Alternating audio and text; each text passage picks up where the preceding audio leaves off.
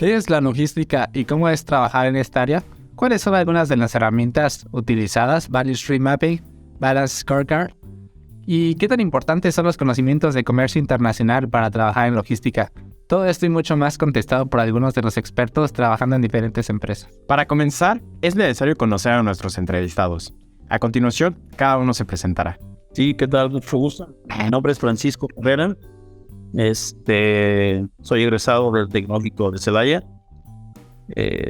Ya hace algunos años atrás, en el 2000, salí prácticamente. Desde ese año, en el año 2000, me integré en una empresa que se llamaba Belcon. Ahora es GKN. Durante esa empresa trabajé por 22 años. Ahorita actualmente mi puesto soy gerente de administración de operaciones. Y aquí dentro de CIOSA, pues ahora aquí en esta parte de la gerencia, pues prácticamente sí ves ya ahora sí ya un todo de lo que es la planeación, administración, de lo que es la parte de toda la logística y prácticamente todo lo que es el supply chain, desde que llegan los requerimientos hasta que pides la materia prima, la transformas y la embarcas al cliente. Es prácticamente mi responsabilidad dentro de la empresa. Tengo en la empresa voy para 26 años en Procter & Gamble, de los cuales los últimos 20 años he estado en logística. Ajá. Soy técnico egresado del CONALEP en el área de procesos de producción industrial, nada que ver con logística. Okay. La verdad es que yo más bien me he formado literal en la industria. El conocimiento o el how-know que he adquirido prácticamente ha sido a través de estar en el día a día con agentes aduanales, que finalmente es con los que terminas aprendiendo un poquito más en los diferentes roles que vas teniendo dentro de la logística.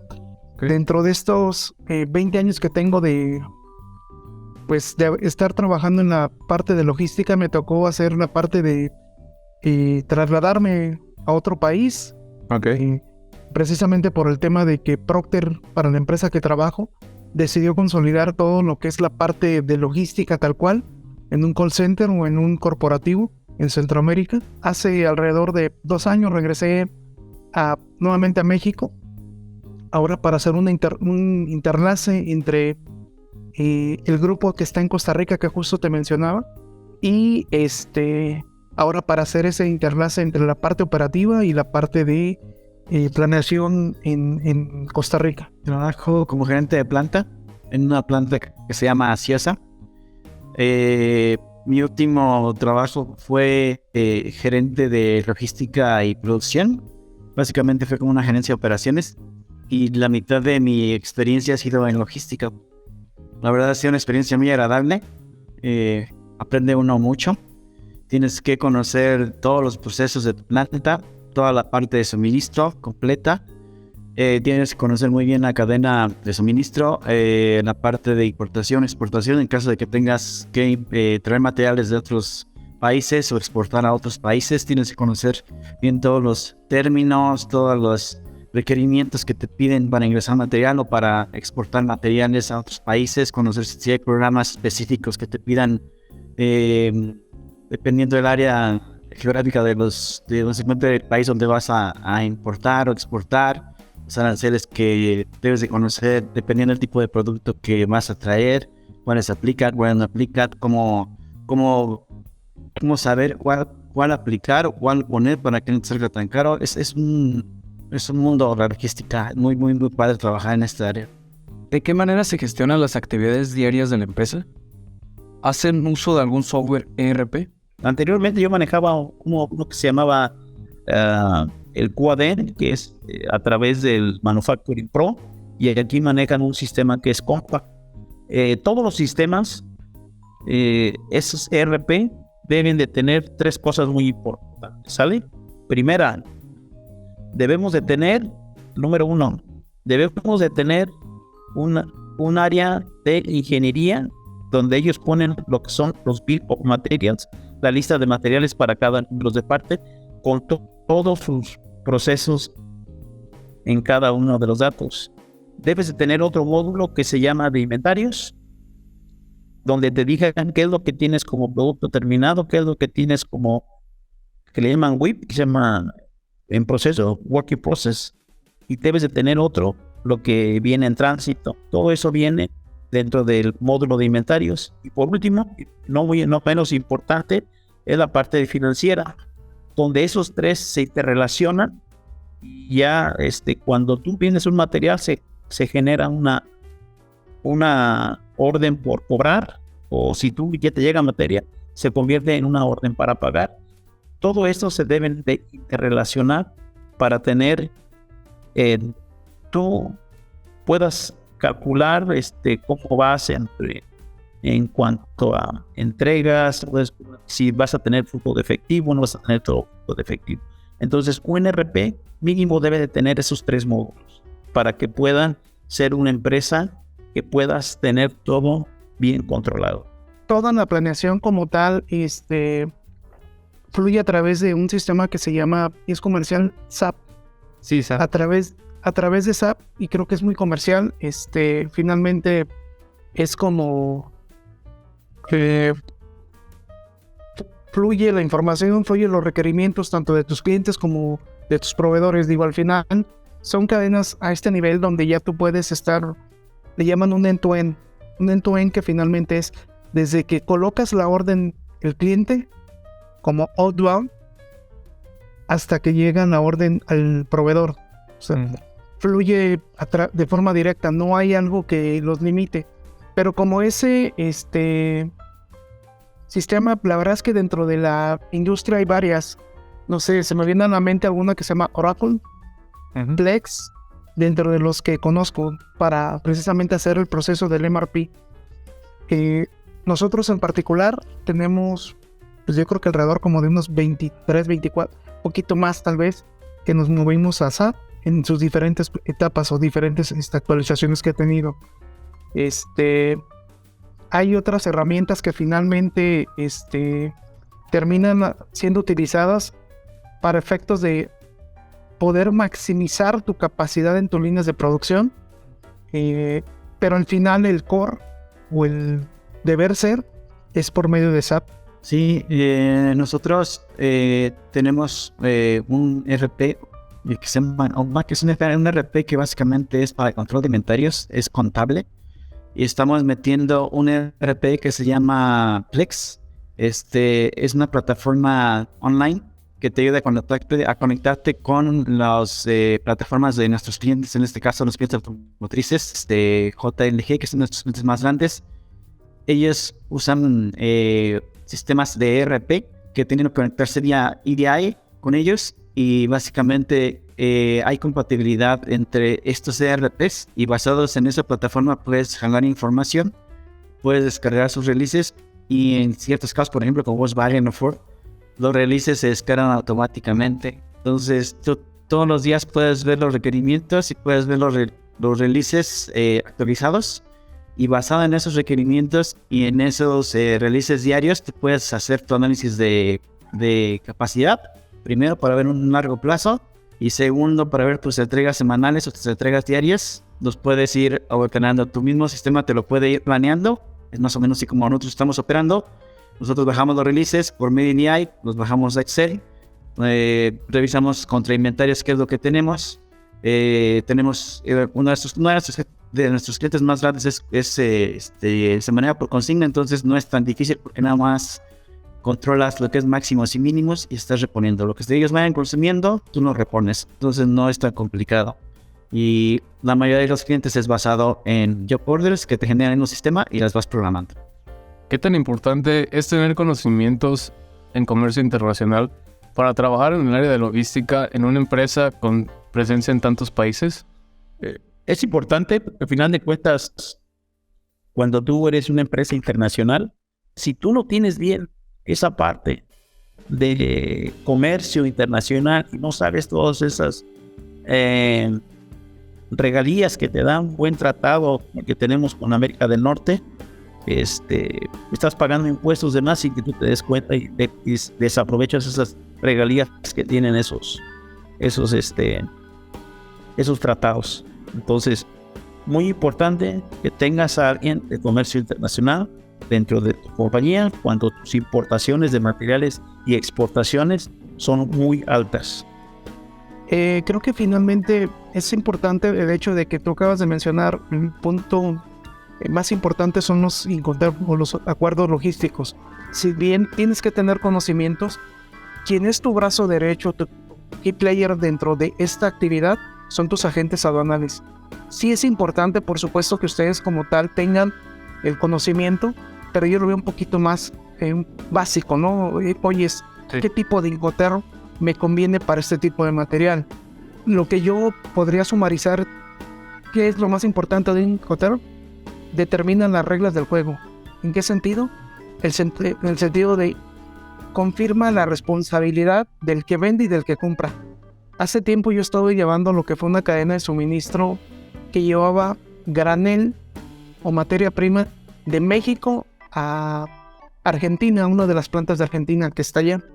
Resulta que la pipa que llevaba, o más bien el tráiler que llevaba mi contenedor, porque era un contenedor tal cual, tuvo un accidente y literal en la calle se vació, se inundó, se tiró completamente el material, la materia prima. Imagínate en una calle con el champú regado.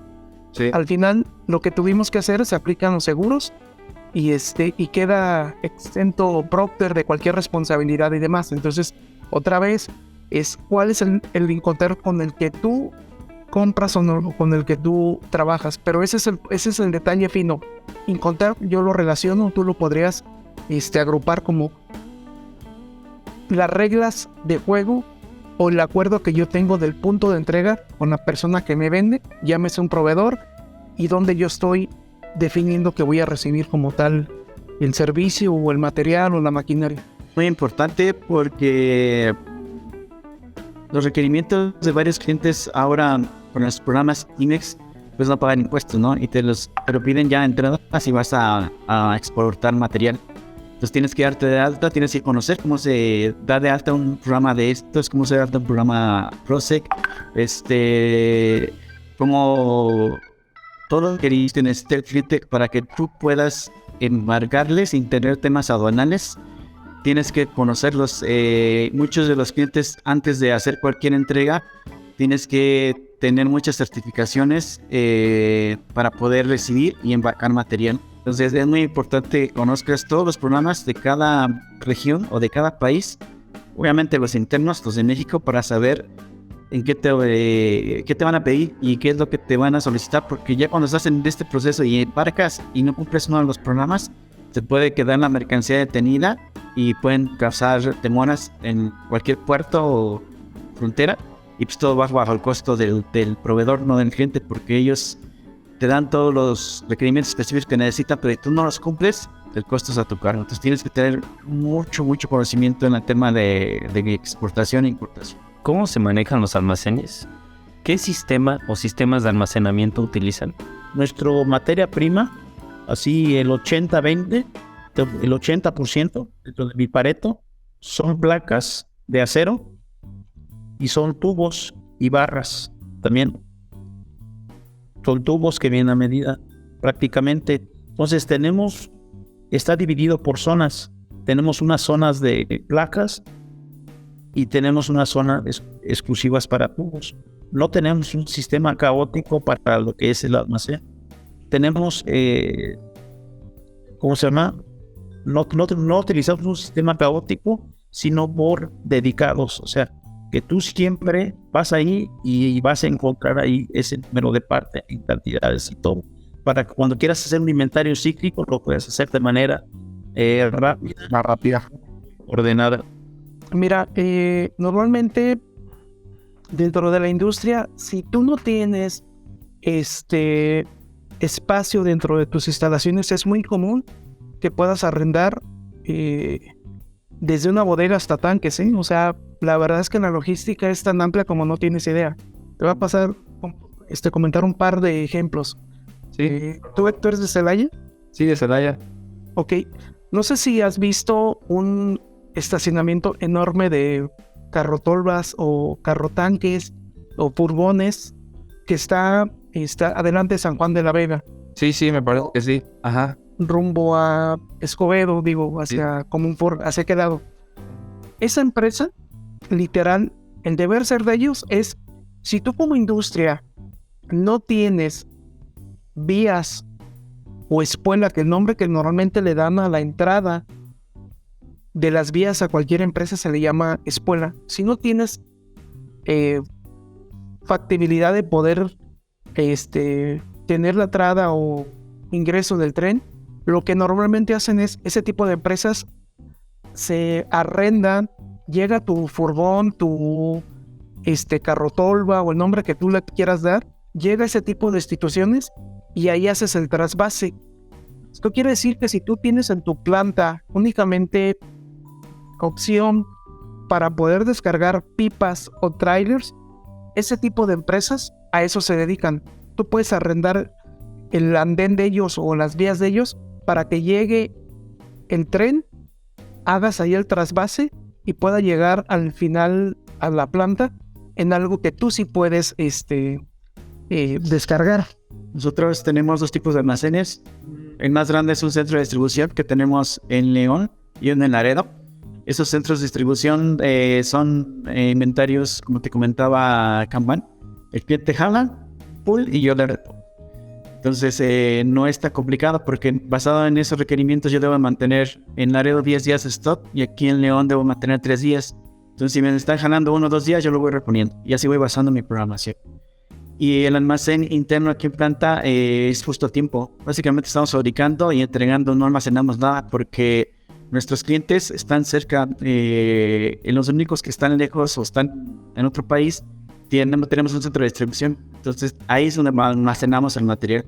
Y para nuestros clientes locales recibimos requerimientos semanales, se producen y se van embarcando todos los días. Entonces nuestro almacén de producto terminado es muy pequeño. Tenemos un stock, yo creo que máximo un turno aquí en planta. ¿Cómo funciona el transporte con los proveedores y con sus clientes? ¿Qué método de transporte utilizan o cómo se gestiona esa parte? Nosotros entregamos los bienes, los materiales hasta la planta de cliente. ¿Sale? Ciosa es responsable de llevar el material hasta el cliente y hasta que está allá ya es responsabilidad de ellos. Nosotros manejamos camiones y camionetas. Son piezas pequeñas, son de acero, son pesadas, pero como quiera manejamos. Esa es en la parte que es de Ciosa hacia cliente. Con proveedores, como son aceros, estamos hablando de materiales, camiones que transportan 30 toneladas. La capacidad de mis transportes no la tengo, entonces negocio con ellos. Se hace una negociación de que el costo tiene que ser puesto aquí en mi planta. ¿Por qué? Porque yo no tengo la infraestructura de manejar trailers que puedan traer estos materiales. Entonces ahí negociamos y ahí obtenemos un ganar-ganar. Nos conviene a nosotros llevar los materiales, pero que de mis proveedores yo me los traiga. Nosotros en Procter utilizamos para poder mover material, producto terminado y materia prima desde un buque, avión, tren, por supuesto lo más usual. Le podrás llamar pipas, o podrás llamarle contenedores, o podrás llamarle caja seca, que es normalmente que tú ves un tráiler, le llaman en el hangar de la industria, es caja seca. Y el otro, el que literal montas dentro de una plataforma, termina siendo como tal un contenedor. Entonces, puede ser tan diversos. En el caso mío, últimamente he trabajado en los últimos 2 años con buques que finalmente vienen de Italia y que te manejan, por ejemplo, materiales que traes un pedido de alrededor de 3,000 toneladas de un químico. Entonces, es otro ejemplo donde precisamente cubre el punto que mencionabas anteriormente. No es que yo tenga en planta un canal o que me llegue hasta acá el material, no, o sea, llega a algún puerto. Lo que normalmente buscas en este tipo de situaciones es arrendas en algún puerto la renta de un tanque, y ese tanque finalmente tiene que estar pegado al puerto o pegado al atracadero.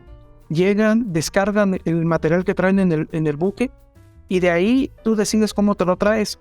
Manejamos todas nuestras entregas puestos en planta. Nosotros cotizamos todos los números de parte y les agregamos el costo logístico y nosotros tenemos nuestros propios transportes, tenemos camiones para entregarles a ellos. No utilizamos ninguna línea transportista, y el costo se los cargamos. Entonces ellos están de acuerdo, nada más ponemos de acuerdo en las ventanas que tenemos que entregar, y a esa ventana y a esa hora es cuando está entregando el material. Y con los transportistas, con los proveedores es el mismo caso. Negociamos la materia prima puesta aquí en planta. Entonces ellos ya cargan todo el tema del transporte hacia la planta y no lo cobran en cada camión. Lo que sí tenemos que respetar es que son camiones completos para minimizar el costo, ya sea el proveedor o embarque del cliente. Así es como lo manejamos, nos ha dado muy buen resultado y hemos minimizado todos los costos logísticos o que manejan terceros por darte servicio de logística. Nosotros lo hacemos internamente. ¿Tiene que recoger algún tipo de residuo de sus productos?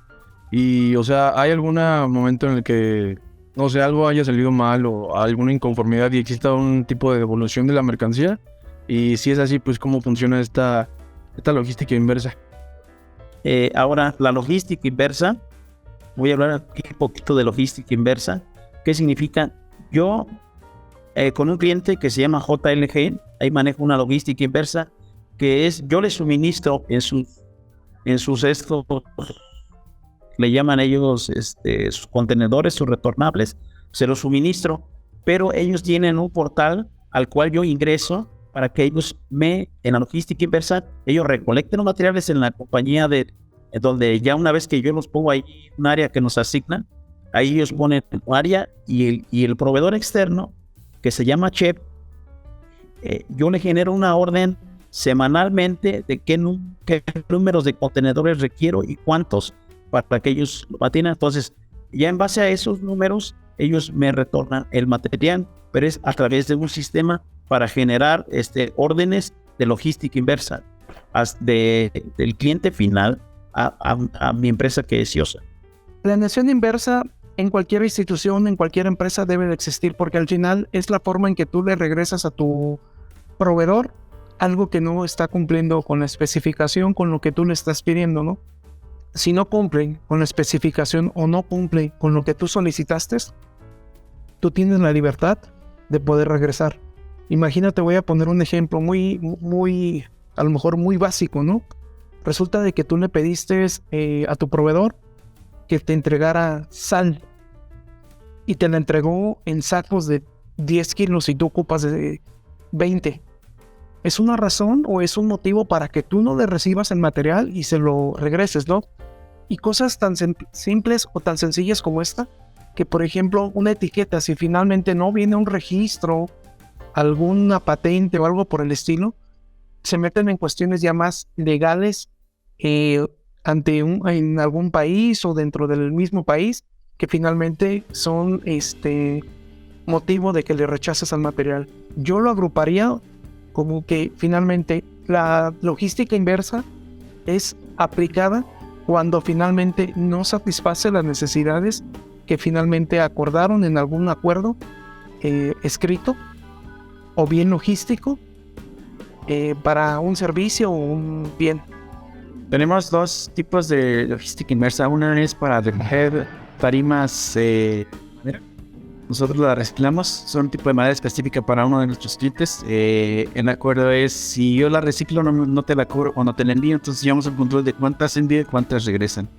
En uno de nuestros clientes más grandes, por el tipo de producto que maneja, tiene muchos cambios de ingeniería, entonces se le quedan muchos materiales obsoletos muy rápido de otros proveedores. Y en la planta donde yo trabajo tenemos mucha flexibilidad para hacer nuevos productos o para hacer modificaciones a piezas ya construidas. Entonces te voy a poner un ejemplo. Nosotros tenemos piezas para las grúas tipo de tijera, las que usan en centros comerciales para agentar o para limpiar las naves. Esa planta está en León y esa planta produce cerca de 600 grúas por semana. Es una armadora con Mazda o Honda. Esa planta, nosotros tenemos hombres garantías allá trabajando, entonces ellos nos van diciendo qué números de parte están teniendo ellos obsoletos que nosotros podríamos recuperar. Entonces lo que hacemos para que ellos no los tiren o no se vayan a la basura, hacemos una negociación, nos los venden, nosotros los adecuamos o hacemos una modificación al nivel de ingeniería que ellos requieren para el nuevo número de parte, para la nueva grúa. y se los fabricamos o le hacemos la modificación y se los vendemos. Entonces ahí esa parte no se tira de material, se regresa, nos lo venden en un precio razonable y nosotros también nada más le hacemos la modificación o le cobramos nada más la modificación que lo hacemos y ellos no pierden dinero y nosotros ganamos algo por hacer esa modificación y el material no se tira. Entonces esa es parte de la logística inversa que manejamos aquí en planta. ¿De qué manera visualizan y analizan el flujo de información y materiales en la empresa?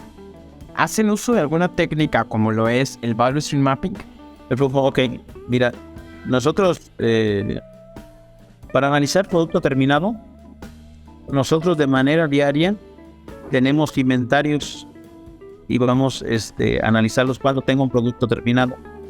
¿Sí? Si hubiera una discrepancia, que yo con respecto al día de ayer, inmediatamente pido un inventario cíclico para ver qué fue lo que pasó. Normalmente nosotros embarcamos material en contenedores y si hay problemas de repente que digo, van 100 piezas y físicamente nos salieron 95 piezas. El que almacenó lo hizo incorrectamente. Si lo detectamos, entonces tenemos una análisis de conteos cíclicos para los productos A, B y C. De acuerdo, los A se hacen al menos una vez al mes, lo B cada 3 meses y los C cada 6 meses.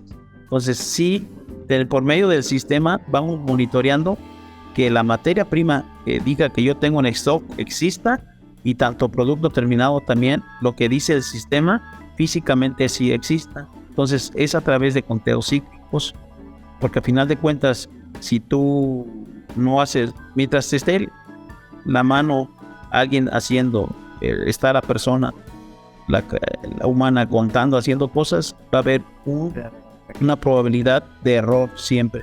Justo, creo que es la mejor herramienta en la que acabas de mencionar. ¿Cuál es el deber ser de un Value Stream Mapping? El Value Stream Mapping finalmente lo que te hace es poder identificar las fallas que estás teniendo en una cadena de suministro. Sabemos que hay actividades que al final no agregan valor, sin embargo, son necesarias. Y un Value Stream Mapping finalmente es la parte que te da. Hay actividades que al final no necesariamente quisiéramos hacerlas, pero al final son necesarias. Y la única forma de que puedas mejorar una cadena de suministro finalmente es con la involucración de todas y cada una de las áreas, llámese desde tu proveedor, así como todos y cada una de las personas que toquen una cadena de suministro. Normalmente son sesiones que son más de, 3-4 días, porque al final es la forma en que mejor puedes identificar la cadena actual y finalmente poder salir con un trabajo donde cuál sería una cadena de suministro óptima, tratando de eliminar todas las tareas que finalmente no te agregan valor. Ese es el deber ser o la razón de ser de un Value Stream Mapping, que puedan participar cuanto sea necesario, salir con esa propuesta y poder trabajar en los días siguientes y dejarle como una actividad y a un owner o una persona responsable y una fecha de compromiso de cuándo van a estar cerrándose cada uno de ellos. Se usan varias técnicas. Mucha información dada por los mismos clientes, son requerimientos específicos, pasan por procesos. Tenemos sistemas establecidos como IATF, ISO 9000, ISO 14000, que cumplen esos requerimientos específicos. El flujo de información para un nuevo proyecto pues se tiene que pasar por varios métodos. Uno de ellos es en la PQP. Se lanzan las plataformas de los clientes, nosotros bajamos la información y vamos llenando todos los requerimientos específicos que ellos piden. Es parte del flujo de información de la parte de nuevos proyectos de requerimientos. Pues también pasan las plataformas, nos dan sus requerimientos, los bajamos y hacemos nuestros programas de producción. Y la información normal entre proceso, entre la compañía, entre los procesos, está basada normalmente en Value Stream Map, pero nosotros hacemos un Value Stream Map más de tiempos que de flujo. Te comento cómo funciona. Es un proceso, una tabla en Excel donde te dice todos los procesos que tiene la planta y de ahí aprovechamos para sacar el análisis de capacidad. Te dice cuántos procesos tenemos, cuántos números de parte pasan por cada proceso y cuánto tiempo te ocupan de cada proceso. y qué sigue después de cada proceso. Y obviamente ya el Value Stream te va diciendo qué procesos son los que tienen más críticos, qué procesos son los que tienes un cuello de botella donde tienes que trabajar, o tienes que comprar una nueva máquina, o tienes que ajustar tu proceso, tienes que modificar el layout, tienes que contratar más gente. Entonces, básicamente en eso es como utilizamos el Value Stream. ¿Cómo miden el cumplimiento de objetivos y metas de la organización? ¿Hacen uso de algún balance scorecard? Los cumplimientos de objetivo. Mira, dentro de la logística hay 2 indicadores. Prácticamente 3. Primero, cumplimiento de venta, porque eso es lo que mueve todo. Que cumplamos la venta en un 98% de acuerdo a lo pronosticado. Pero mucha gente dice, ay, ¿qué tanto es 2%? Cuando ya te ven las sumas totales mensualmente, dices, ay, es muchísimo dinero, o sea, no puedes darte ese lujo. ¿Sale? Si no vas a cumplir esa venta, inmediatamente tienes que ajustar tus inventarios. Otro objetivo son los inventarios. No voy a seguir comprando lo mismo si no estoy cumpliendo mi venta. Inmediatamente tengo que hacer una cancelación de release, todo eso. ¿Por qué? Porque si yo compro más y vendo menos, voy a tener un gap aquí y ese es flujo de efectivo. No voy a tener salud financiera para poder pagar. ¿Sí? Entonces, inmediatamente cuando la venta no se está dando, inmediatamente tienes que ajustar tus pedidos a los clientes. Si no, nunca vas a dar. ¿Sale? Y otro indicador importante que se llama es el DSA, Delivery Skill Achievement. ¿Qué es lo que me pide el cliente y qué es lo que le estoy entregando? Mi porcentaje de efectividad que estoy teniendo a las entregas que él me pide. Esos son en la parte de logística, los principales que estamos midiendo. Son esos 3 indicadores. Existe un scorecard que finalmente, por ejemplo, ya el CEO, vamos a verlo así, son los números que normalmente revisan. Un gerente de planta es prácticamente su día a día. O sea, su deber ser de un gerente de planta es servicio. O sea, las medidas tal cual de servicio, de cuánto impactamos, cuánto entregamos, tiene que traerlo al dedillo todos los días, porque es con la información contra que el CEO, contra los vicepresidentes y contra, podemos decirlo que el lead team o la gerencia es con lo que hablan todos los días. Entonces, todos los días se revisan en diferentes sesiones cómo nos fue ayer. Y existen como tal dailies o DDs, que es donde tú vas revisando cómo estuvo el día de ayer tu producción, cuántos embarques tuviste, si embarcaste en tiempo y forma. Y así a su vez existe un daily, existe un weekly que finalmente va revisando, existe un monthly, existe un quarter y por supuesto existe una sesión, como te mencionaba, de forma anualizada donde se despliegan los objetivos por año. Anual no necesariamente es algo fijo. Vamos a poner un ejemplo. Ahorita con lo de la pandemia, los objetivos cambiaron bastante. Entonces es algo vivo con el que vives todos los días, con el que finalmente vas ajustando. Oye, finalmente ya cumplí el objetivo de ventas de este mes. ¿Qué más? Bueno, pues hay que buscar y ver qué otras opciones tenemos que hacer para mejorar y, por supuesto, seguir generando ganancias a la empresa. Tenemos se mide de 2 maneras. La primera son KPIs internos. Tenemos KPIs de entrega a tiempo a los clientes, de cumplimiento al programa de producción, cumplimiento al OE, rotación, los que tienen que ver todas las plantas. Y hacemos un balance scorecard cada semana y uno al mes para ir monitoreando cómo se van comportando esos targets y si se van cumpliendo, y si no, tomar alguna decisión estratégica para poder llegar al objetivo en caso de que no estemos dentro. Los otros scorecards que tenemos son los que nos mandan los clientes o los que recibimos por medio de la plataforma, y esos scorecards nos miden nuevamente entregas, calidad y seguridad. Los bajamos de las plataformas y estamos viendo mensualmente cómo vamos con ellos. Si estamos bien, pues obviamente nada más trabajamos en la mejora continua, pero si tenemos algún punto en específico que estemos saliendo o estemos fuera, pues tomamos acciones correctivas que nos pide el cliente inmediatamente. Si no nos esperan otro mes para no hacer alguna corrección. Y por medio de esas 2 evaluaciones, las que tenemos internas más las de los clientes, pues como evaluamos el desempeño de la. Muchas gracias por su tiempo y por habernos compartido su conocimiento acerca de logística. Esto es todo por la entrevista. Gracias.